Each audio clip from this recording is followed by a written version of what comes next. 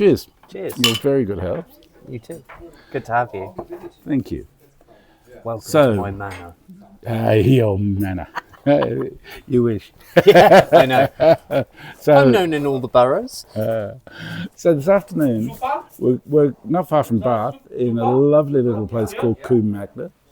And I'm really happy to be joined by the lovely Will Reynolds, who most Guerilla listeners will know from his expert commentary and his Expert's a bit strong. adventures on the field, his name-dropping expertise, and All right, yeah. everything Okay. else. Well, I was saying only the other day to...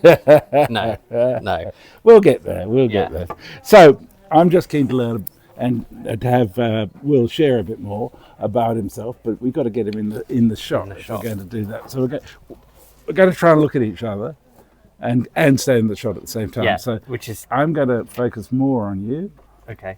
and if I come out of it, it doesn't matter. Okay. So Will, Hello. when were you born? 1994. No, you're a youngster. So where were you born? Here. Well, Bath. Bath. Yeah. And part of a big family, or? Yeah, I guess so. Sort of. My nuclear family is quite small. It's sort of so me, two brothers, my mum. My dad died when I was about 14, so been a while without him. Yeah. And my granny, who's basically just been a third parent because dad was ill for so long and stuff. So. Right. So yeah, that's it. And then lots of cousins who sort of variously hate us or I don't think that's true. I think you exaggerate. I don't know. I think it's just, family politics, I guess. So- So yeah, and they're sort of spread all over and see them occasionally and kind of uncles and aunts and stuff. But yeah, that's it. So you were born with certain drawbacks, put it like that. I would say so, yeah. Yeah. And without a great charm. rakish charm, that's a drawback. Yes. Yeah. Well, I get chased a lot. You wish. Yeah, I do. But you did have some challenges physically. Yeah. So when Mum was pregnant with me, they knew that I had hydrocephalus, which is Greek for water on the brain, and so basically my brain fluid doesn't drain down my spinal cord, which yours does. So I had a shunt put in, which was invented by Roald Dahl. Weird, isn't it? It is weird. Yeah. Don't let's go into Roald Dahl. He's too much of a contradiction. Yeah, I know. It's really bizarre because he's really a very, very nasty guy, but also wouldn't be alive without him. So, so yeah. And then from that, I got cerebral palsy. So here we are. And that's sort of me. And also I'm So what was it like? dyslexic and all that kind of crap. But who cares? Yeah, who cares indeed. So what was it like growing up in Bath? I don't know, because I didn't grow up anywhere else. Yeah, you know but what no, I mean? well, yes and no. But I mean, was it life tough for you? Did you have a good time? Did you enjoy yourself? School was pretty tough. Mm-hmm. I got beaten up a lot and all that kind of jazz. Yeah. And then primary school was lush because I went to a little school just for dyslexic kids, and there were when I started, I was the 22nd child, and when I left, there were 40 kids, and I thought it was too big. So yeah, that was great, and they were amazing. Like I when I went there when I was 8, I couldn't read or write or anything, and I didn't really learn to read or write till I was about 12. Yeah, yeah. And then got thrown into senior school, which was rough. Yeah. But luckily, I was in hospital a lot, so I was very rarely there. That's a very, very interesting way of making light of Well, challenging circles. but that is the thing. I wasn't, Yeah. I missed all of year 9, most of year 8, most of year 10, and got thrown out halfway through year 12, so it's fine. I was literally only there for about a year and a half. So you must have. Did your mother spend a lot of time visiting you in hospital then? Yeah. Yeah. Yeah. And it's weird because hospital is basically the closest to feeling like I am in The Godfather that I ever feel. Like, I wander around and I'm like, yeah, I own this. This is all mine. Everybody at hospital knows you. Yeah. Yeah, well, I'm in the, like, this is the crazy thing. So my little brother's mate, who, they've known each other since they were 4, he's doing medicine. And he phoned me up about 3 weeks ago and went, I just read about you in the British Medical Journal. And I went, don't they anonymise that stuff? And he was like, it's definitely you, mate. And I was like, oh, okay, cool. Fame at last. Yeah, so that's I think it. you should demand some sort of payment, yes. Yeah. So that's sort of what sort of the sort of lifey side of disability is, I guess. It's weird, but the thing that I think is amazing is that it makes you really kind of go after the things you want to do. Yeah. Like, when I was a kid, I rode horses at like a level where until I was about 14, they thought I was probably going to end up at the 2012 Paralympics. But then I fell off a horse and broke a load of bones. So just went back home to hospital then. Yeah. It was great. Reacquainted myself with my dear friend Morphine. Yes. Oh dear. And so when did you start in sport?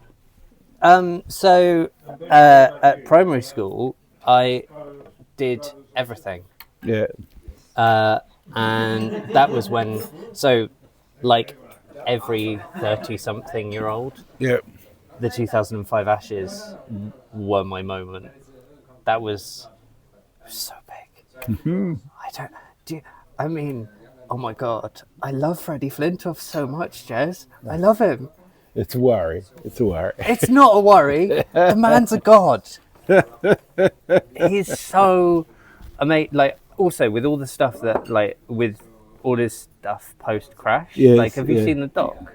Yeah, I've seen some of it. Yeah. I mean, that's really brave and amazing because it kind of also, like, it's really weird because I've had some of the same kind of surgery as him. Yeah. And like some of the same kind of memory loss and stuff. So like having Freddie Flintoff, all 6'4" of him, like the big lad, kind of going, oh, I don't know what to do now. I feel really lost. It makes you feel really good, like not good for, like, obviously, but you relate. But it's really cool. Yeah. So the 2005 Ashes were the point where I kind of went, oh, cricket is the greatest thing that's ever happened. So you were what, 16 then?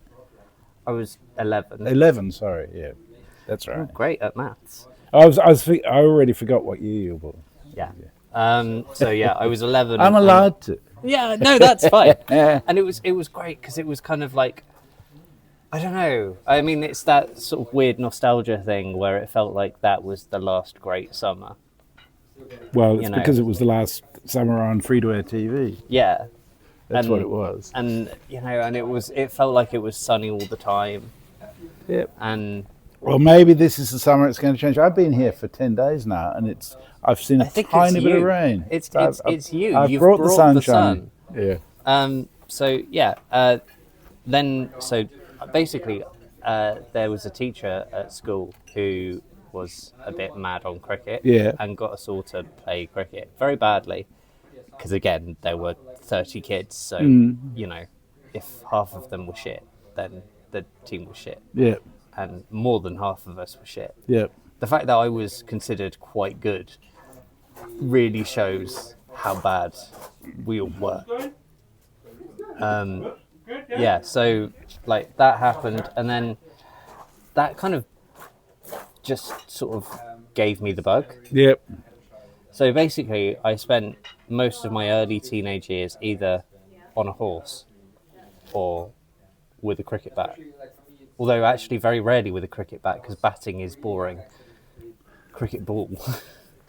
So you didn't enjoy batting, but you loved bowling. Yeah, I love bowling. Did your physical disability impact your capacity to bowl or not? No. I mean, like, so when I got good, so sort of say 16, 17, I was bowling at sort of somewhere between 80 and 85 miles an hour. Shit. That is seriously fast. And especially like, that age. I mean, it wrecked my knees. Don't get me wrong. Well, like, of course it should wreck your knees. I mean, that's supposed to happen to everybody. Yeah, who does exactly. It was, yeah. I mean, yeah. When actual professional cricketers come up to you and go, "You need to sort your run up out because you're going to end up with knees like mine," and you kind of go, "Okay, cool. I'll do that." But then you're 17 and you think you're invincible because you've also been in hospital so many times and everyone said, "Oh, you're gonna die," and it's like, well, fuck it. Yeah. Who needs knees? Yeah. Make the best of what you got while you Yeah. got it. So Yeah. I mean that's always been fun, and Yeah. I mean I feel really sorry for my little brother because he was essentially my practice Yeah. thing. We go over to the field behind my mum's house. How much was younger than you was he? Oh, he's 10 years younger than me. 10 years younger. Yeah, so and you when beat up on him. Oh no! Oh God, no! But I would bowl at him at like 70 odd miles an hour. So you beat up on him. Yeah, a little bit. But I mean, turns out he was pretty good too. He got in the Somerset Academy, Oh, there you go. which I think is entirely down to me. Slinging bouncers at him when he Learning was to do 7. At 7. Yeah, If you'd been adult, that would be child abuse. Yeah. yeah. Well, that's the thing.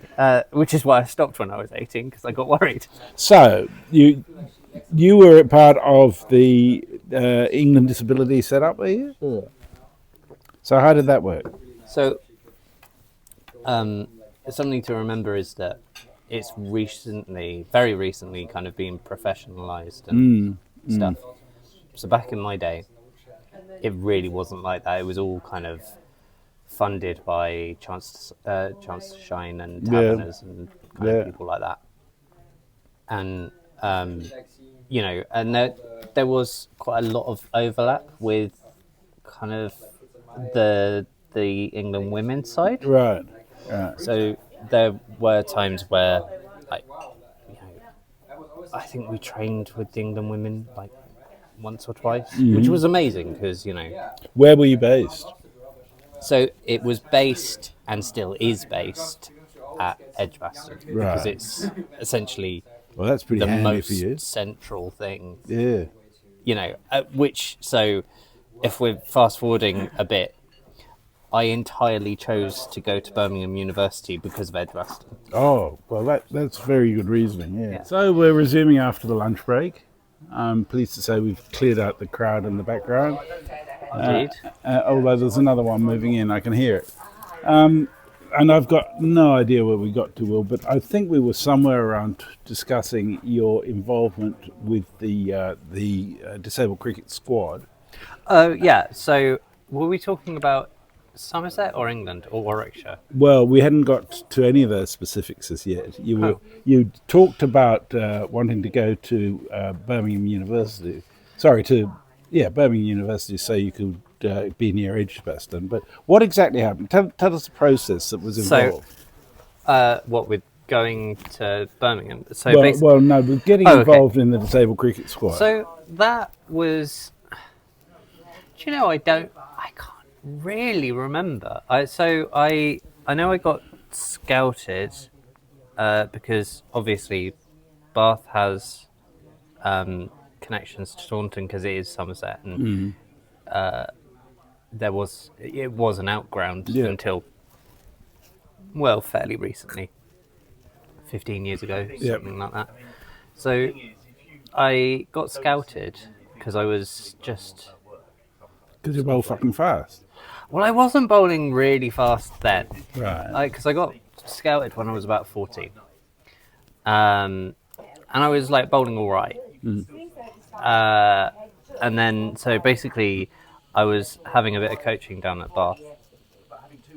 And somebody said, do you want to try out for for Somerset? And I went, well, yeah, that would be fucking great, but I can't.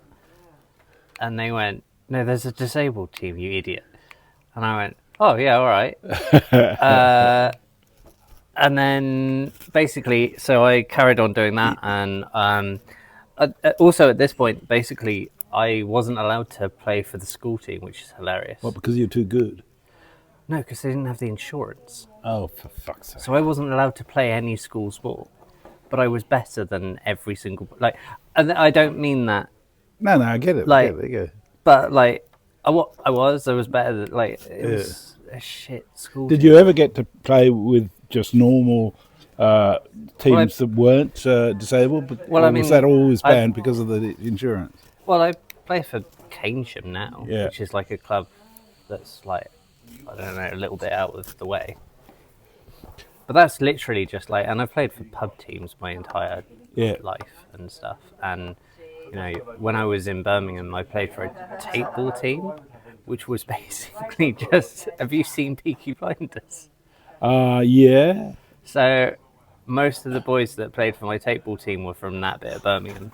So did they have the razor blades all around here? No, but they had the razor blades in their pockets. Oh, fuck me. Yeah, so that got a bit tasty, quite often. It was quite fun because you'd be playing tape ball and then somebody would get a blade out and You got an interesting idea of fun, Will, but No, I don't. Yeah, it was a bit leery considering it was just a little tape ball league in sort of the outskirts of Birmingham. Yeah. But, so that was sort of how that kind of came about. So yeah, I've played with everyone, but school was weird because they kind of just went, oh yeah, no, we don't have the insurance, and it's you need to insure other people against me because I'm bowling at least 10 miles faster than every single person in this school. I mean, it was great. It meant I got to go home at 1 o'clock on a Wednesday and 1 o'clock on a Friday, so I didn't actually spend that much time at school. So you got scouted, didn't you? So I got scouted, and so that went pretty well. And so at this point, I'm 15, I guess, and I start 15 was when I started playing for the ones, which is good. And I was pretty much the youngest, I think, because it was all old gnarly blokes who were ex-army, because there's a lot of army around here, and and they'd all come back from wherever missing a leg, but still mad competitive and sort of so there was none of that kind of because disability sport's weird because they kind of knock you all into one thing, so you've got everyone in together, so you have to kind of play it a bit different. At the moment I'm coaching the Somerset seconds a bit,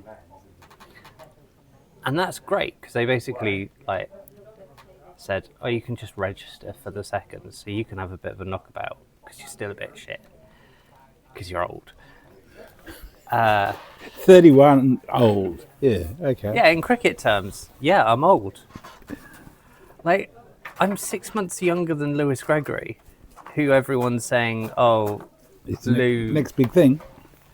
He's not the next big thing. I love him dearly, but I love him, and Tom Abel's a lovely, Tom's the same, we are almost bang on the same age. Yeah. And everyone's talking about Tom as if he's done, which he's not. Yeah.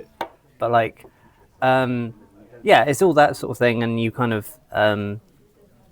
so because of sort of the way that disability sport is, you have to kind of slightly put the competitive nature out of the window if for that sort of thing when you're in a mixed team, which the seconds is, which is fine. Like, I don't mind. I'm kind of at the point where it's kind of like it's nice to, like, I don't know, like helping the younger ones kind of bowl fast is fun, and kind of, you know, sitting on a bowling machine and kind of going and just being mean to them, really, you know, like it's a laugh, and then sort of like you know, you're letting your inner Satan come out, and you know, and but like, and then sort of seeing them on a Saturday and kind of seeing how they've improved and stuff, and like season to season, it's really great. It's really rewarding. Well, let's just go back to where you were recruited. Okay, so I was recruited. At Bath. Like, there was a scout at Bath, and then they basically said, "Come over to Swanton. The training's then." And at that point, because again, this was 15 years ago, more. So it was all funded by Somerset, which meant that because they put so much more money into it, well, they didn't actually put more money into it. What they did was we trained with the academy. Right. So, which is why I know quite a lot of the guys who are now the sort of like senior people. Ding. Name dropping alert. No. Who did you train with? Well, both the Overtons, Lewis Gregory when he turned up a bit later. Didn't I hear Josh Butler's name mentioned at some stage? Yeah. So but that was a weird. So I was sort of the point. It was the point just before Josh, because you know why Josh left and went to Lancashire was because we got Craig Keyswetter in, because they thought that Craig Keyswetter was going to be the next big thing in wicket keeping, and they were wrong. I was just thinking, Craig who? Yeah. Basically Joss then left for Lancs. But yeah, so the sort of bit, I suppose I was about 16, 17, so Joss would have been about 19, I guess. And so, I mean, like, obviously they were training considerably more than we were, because it was like full time. But like, yeah, so we get like a couple of training sessions in a week. So yeah, and then Tom Abel, like I said, was in my year at school. Yeah. And I remember, and like Jack Leach, and like, but it's like I'm not bezzy mates with any of them. But like, they're just guys that I kind of grew up around and stuff, which is weird, I guess, because like Jack should be the starting spinner for England. Yeah, well, I mean, there's weird shit goes down there. It's always weird shit with England spinners. So I know. Well, so the last sort of like, how did you go as a team? Did you win much or? Oh, so yeah, we won, like, so throughout that period, we won every championship. Like, Somerset. Yeah. Somerset won a championship. We won 10 championships in a row. Somerset won. This is why Somerset's actually never won the county championship, because it's all been taken by you. Yeah. Yeah, and there was a point, so when I went into the England side, it was basically... it was basically just the Somerset team, and to be fair, I think it was about. I didn't ever play a game with him, but we trained together. Callum Flynn, who is now the England PD captain, right, who is also the captain of Lancashire, right, and does the comms on the Lancs stream quite a lot as well.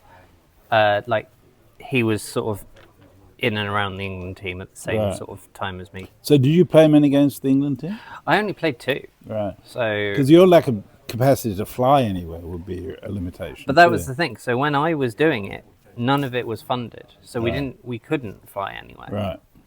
Like, we were playing mainly against like the army and the RAF. Yeah. And which is fun. Like pinging a squaddy on the bonds at like 80 odd miles an hour. So is quite funny. Were these disabled teams from the army? And no, they were able-bodied, but they were like not very good. So like it was like the army first 11. Oh, really? Yeah, that's pretty high level stuff. So it was like, all right. I mean, there was a time when the forces first 11 were first class. Yeah. Which they never should have been. No, they never should have been. Yeah. Well, it's like when the smokers play the non-smokers, and that was a first class fixture. But don't let's go there. I mean, the fact that I think it's mad that unis get first class at all. Yeah. Well, I mean, it used to be much worse because basically Oxford and Cambridge would each play a full season almost against the counties, and all of those matches would be judged first class. Mind you, there was pretty good quality, some of them. But, yeah, and you had a few people in those sort of Oxford and Cambridge sides that would end up being... Oh, yeah. I mean, people like T. Dexter and Peter May. And David like Shepherd, and, there's a whole litany of them. But, you can't... But I do think, in 2025, it is insane. Yes, absolutely. That they get a first class. Yeah.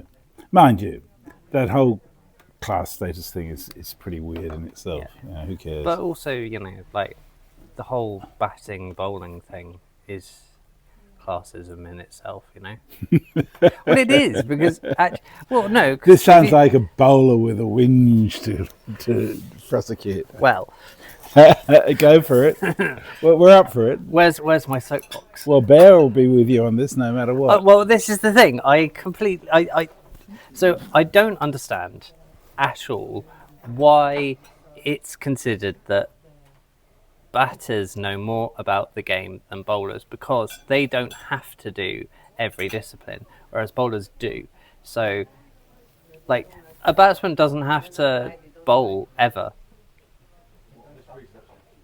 Yep. Bowlers do. I'm not a proselyte for either side in this. I'm just listening to. Where do you stand on it? I stand on the side of the cricket lover. I like to see discussion and educated debate. Get off the fence, Messy. Let me just say 3 letters to you. LBW.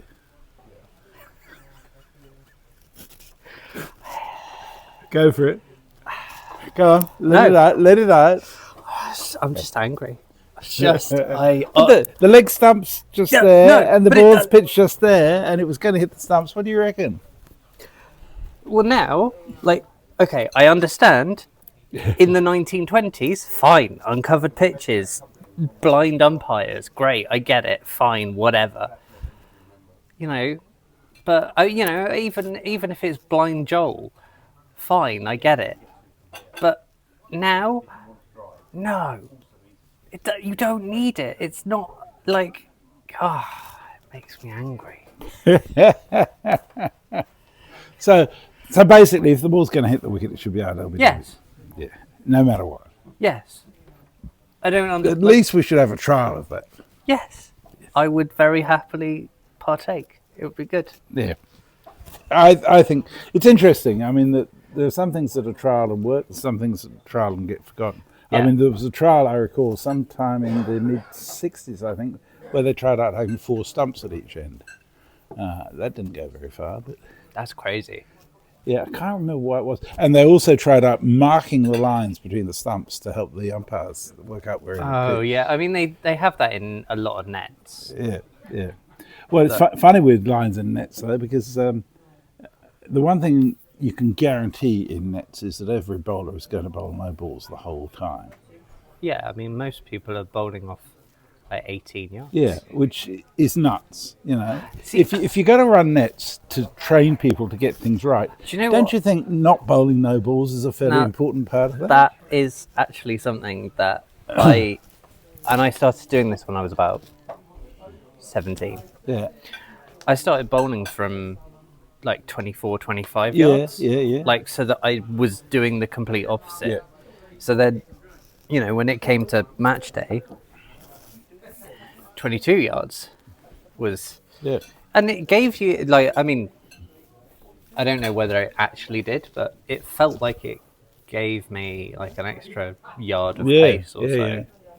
Yeah. So, like, I mean, I have absolutely no evidence for that. But Well, I mean, you've been a bowler all these years, and you've also seen this happening in nets consistently. yeah, And also that's every player ever plays in the nets will tell you. That's every level. That's Yes. That's guys that ended up being county who are, like So county. explain to me why nobody and then all the way down to like the guys that... No coach comes along and says, we're actually going to stop doing that because it really doesn't help us. It doesn't help you learn how to bowl properly because you get your legs different. It doesn't help us when you bowl a no ball because we all hate you. It doesn't help you because we hate you. Why don't they just say, we're going to train today to get this right. We do training on catching practice. We do training on fielding practice. We do training on batting practice. Let's train not to bowl no balls. Wouldn't that be something? Well, yeah, yes, it would.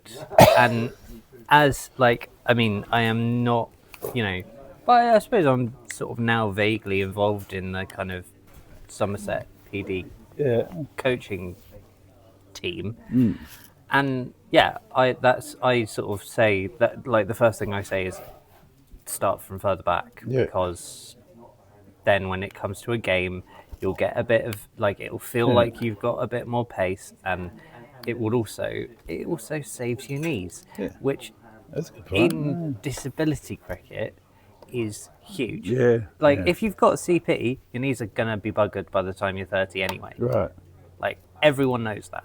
Right. Like, how does it impact you? I mean, you say you're still playing, but are you able to get much pace up now? I think I can get about 70 still, maybe. It's not bad. So most club teams would be pretty happy to have you along. Yeah, but like... You open the bowling? First change. There are kids that open the bowling now. No, they're young. Well, I was doing it when I was their age, and so they should be doing it. And I'm not going to stand in their way. I'm not going to get another England call up. Yeah.